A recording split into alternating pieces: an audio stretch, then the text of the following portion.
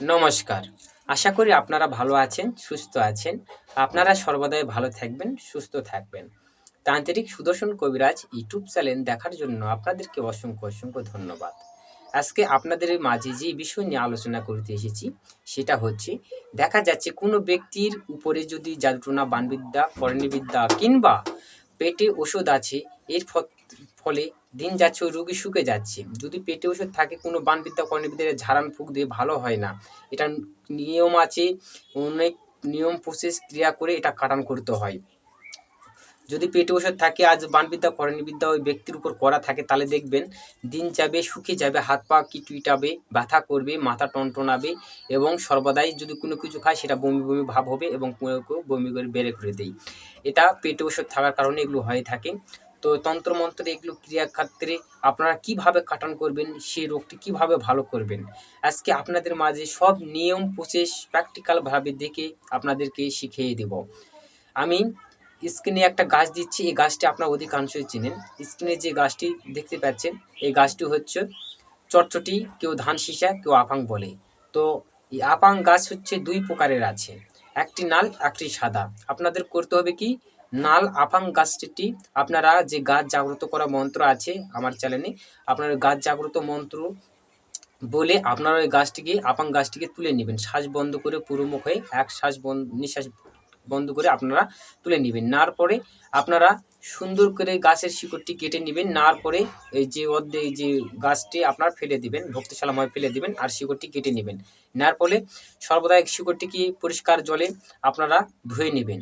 ধুয়ে নেওয়ার পরে আপনাদের করতে হবে, এরকম একটা স্পিডে বোতল নেবেন কিংবা অন্য একটা কোনো বোতল নেবেন, যে কোনো বোতলই নেন, সবসময় পরিষ্কার পরিচ্ছন্ন একটা বোতল নেওয়ার পরে আপনারা ওই রুগীর কোনো ব্যক্তিকে বলবেন যে এক বোতল 1 পামের জল তুলে নেবেন। 1 পামের বলতে, যে বিসমিল্লা যদি হিন্দু হয়ে থাকে তাহলে বিষ্করুম বলে একটা শ্বাস বন্ধ করে টিউবওয়েল ঠাসা দিবে, দিয়ে 1 পামের জল বোতলে তুলে নিবে।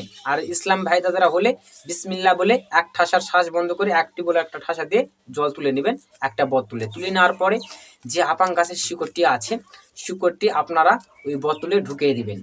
বোতলে ঢুকে দিবেন, ওই জলের বোতলে ঢুকে দেওয়ার পরে আপনাদেরকে যে আমি মন্ত্র দেবো, এই মন্ত্রটি 7 বার আমি ভিডিওর শেষে আমি মন্ত্র দিয়ে দেবো এবং মুখে বলে দিব।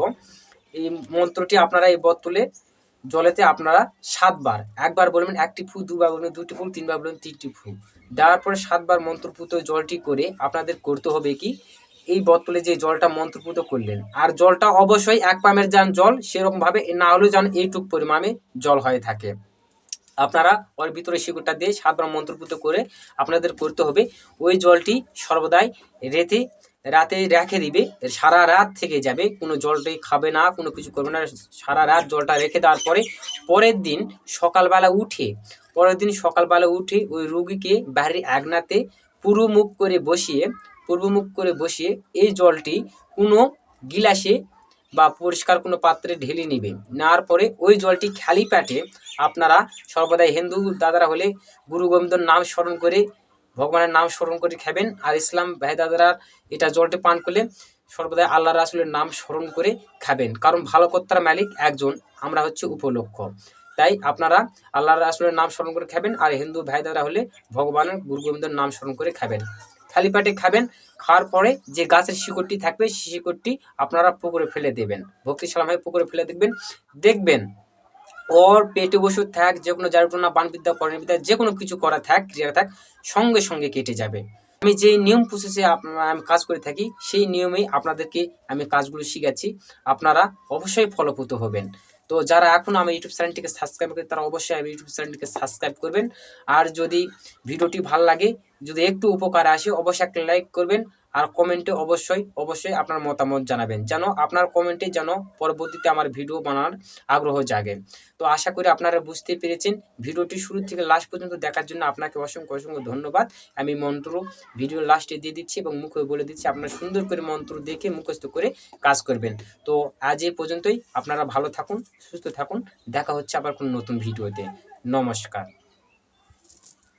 মন্ত্র হচ্ছে, ধরিল ধরশীতোষী বান, তাতে পৃথিবী কম্পমান, ভয়েতে বাসকি ভাবে মনে মনে, নাগের প্রবীণ যে তারে সেই পাঠায় ব্রহ্মার কাছে দ্রুতই উপস্থিত হয় ব্রহ্মা অস্ত্র বান শিবের পশুপত বান নারায়ণ চক্র লন হাতে উপজিল অগ্নি তাহাতে ডেটাবেন বমদগিনীর ন্যায় বেতক বান সেই পুরাই অমুকেরে সে হয় রুষ্ট ভীষণ দেই গো কষ্ট ক্যাটুক তাহার বান তিনি আং রিং জয় জয় চামুণ্ডে বম শত্রু বিনাশ তাং রিং হুম ফট স্বাহা।